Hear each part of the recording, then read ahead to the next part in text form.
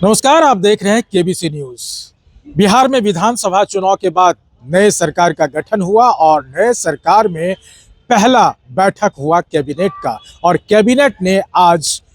ताबड़तोड़ 6 एजेंडों पर मुहर लगाई है। और वो 6 एजेंडा कौन कौन है वो भी सुनाता हूं, लेकिन सबसे पहले आपको बता दें कि बिहार में रोजगार और उद्योग पर कैबिनेट ने सबसे ज्यादा जोर दिया है। और सुनिए कि आज कैबिनेट बैठक के बाद कैबिनेट ब्रीफिंग में क्या कुछ कहा जा रहा है।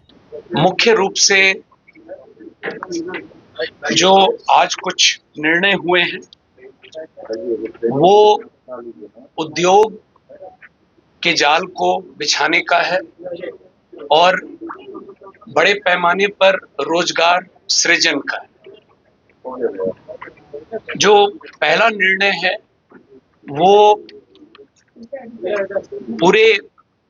पूर्वी भारत का इस राज्य को न्यू टेक हब के रूप में विकसित करना है और इस उद्देश्य से defence corridor, semiconductor park, global capability centres, mega tech city, fintech city, ये जो स्थापित करना है, तो इस तरह की योजनाओं को कैसे स्थापित किया जाए एक मिशन मोड में और उसका अनुश्रवण करने के लिए मुख्य सचिव की अध्यक्षता में समिति के गठन का निर्णय हुआ है। और इस समिति में राज्य, देश के स्तर पर और अंतर्राष्ट्रीय स्तर पर वैसे परामर्शी, वैसे लोग जो इन क्षेत्रों में काम बहुत अच्छा किए हैं, उनको भी समिति का सदस्य बनाया जाएगा और एक निश्चित समय सीमा अंतर्गत 6 माह के अंदर में यह रिपोर्ट प्राप्त करके और फिर काम को प्रारंभ किया जाएगा। जो दूसरा एजेंडा है वो बिहार को एक न्यू एज इकोनॉमी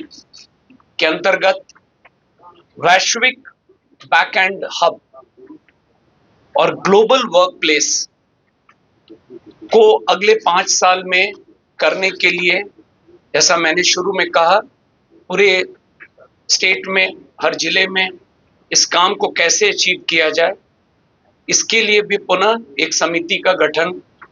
की स्वीकृति दी गई है। और इन लोगों से अनुरोध किया जाएगा कि इनके जो एक्सपीरियंस है उसका लाभ हम लोग भी लें और यह लक्ष्य है कि बिहार के बाहर जो लोग इन क्षेत्रों में काम कर रहे हैं उनको बिहार के अंदर में लाया जाए ताकि रोजगार के अवसर और बढ़ें। तो आप लगातार देख रहे होंगे आज जो महत्वपूर्ण निर्णय उद्योग के क्षेत्र में लिए गए हैं, मकसद स्पष्ट है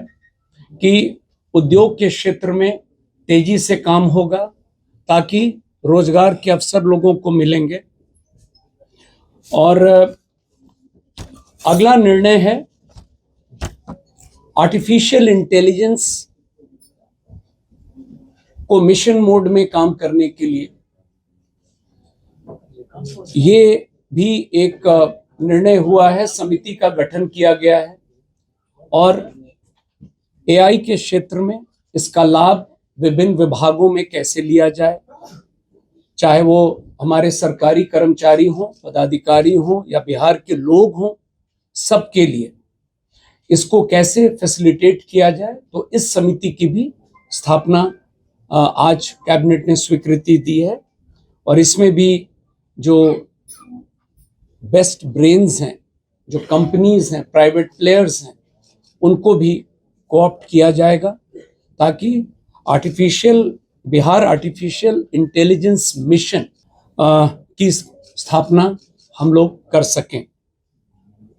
एक अन्य महत्वपूर्ण एजेंडा जो आज पारित किया गया है कैबिनेट के द्वारा वो नगर विकास से संबंधित है और पटना समेत जो हमारे कुल 9 प्रमंडलीय मुख्यालय शहर हैं प्रथम चरण में, इनके अलावा सोनपुर और सीतामढ़ी में जहाँ पर माता सीता के मंदिर का निर्माण का काम चल रहा है, वहाँ पर भी हम लोग सीतापुरम शहर को बसाने के लिए और 9 प्रमंडलीय मुख्यालय और सोनपुर, कुल 11 शहरों में प्रथम चरण में हम लोग इसको कैसे करेंगे और क्या मोडस होगा, ये नगर विकास विभाग को यह दायित्व मिला है और यह समिति की भी अध्यक्षता मुख्य सचिव के स्तर पर है। और इसमें भी इन मॉडल्स को स्टडी करने के लिए हम लोग, जैसा कि मैंने पूर्व में भी बताया है, जो लोग इस फील्ड में हैं उन लोगों को हम लोग कोऑप्ट करेंगे समिति में, ताकि नए तरीके से नए टाउनशिप्स का निर्माण बिहार में हो। और ओवरऑल जो थ्रस्ट है आज के कैबिनेट का, प्रथम कैबिनेट में, वो निश्चित रूप से उद्योग के क्षेत्र में तेजी से काम करना है। और उसी कड़ी में जो आज अंतिम एजेंडा, वो आप अवगत हैं, बिहार में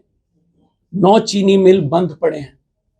और 25 चीनी मिल को खोलने की बात हुई है नए। तो इस पर भी काम करने के लिए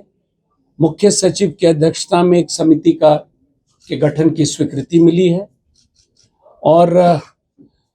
इनको कैसे कम से कम समय में और हम लोग क्रियान्वित करेंगे, ये निर्णय आज हुआ है। तो कुल मिला जुला कर ये महत्वपूर्ण आज निर्णय कैबिनेट के द्वारा हुआ है और गोल बहुत स्पष्ट है कि उद्योग के क्षेत्र में और रोजगार के अवसर को तेजी से हम लोगों को बढ़ावा देना है। धन्यवाद। तो आपने सुना जिस तरह से विपक्ष के द्वारा हमला किया जा रहा था कि बिहार में रोजगार नहीं है, चीनी मिल बंद पड़े हुए हैं, इस पर कई बार सवाल खड़ा किया गया विपक्ष की तरफ से। लेकिन आज सरकार ने चीनी मिल को खोलने की प्राथमिकता दी है और अब बिहार में चीनी मिल भी खुलेंगे और 25 नई ऐसे चीनी मिल सृजित भी किए जाएंगे। लेकिन उसमें देखना होगा कि पलायन कैसे उसमें कंट्रोल होता है। रोजगार के अवसर जब बढ़ेंगे तो पलायन क्या कंट्रोल हो पाएगा या किस तरह से बना पाएगी सरकार अपने पलायन रोकने की नीति को। इन तमाम चीज़ों को लेकर के देखा जाए तो इस बार की कैबिनेट रोजगार और नौकरी और साथ ही पलायन रोकने पर काम कर रही है। अमलेश आनंद, केबीसी न्यूज़, पटना।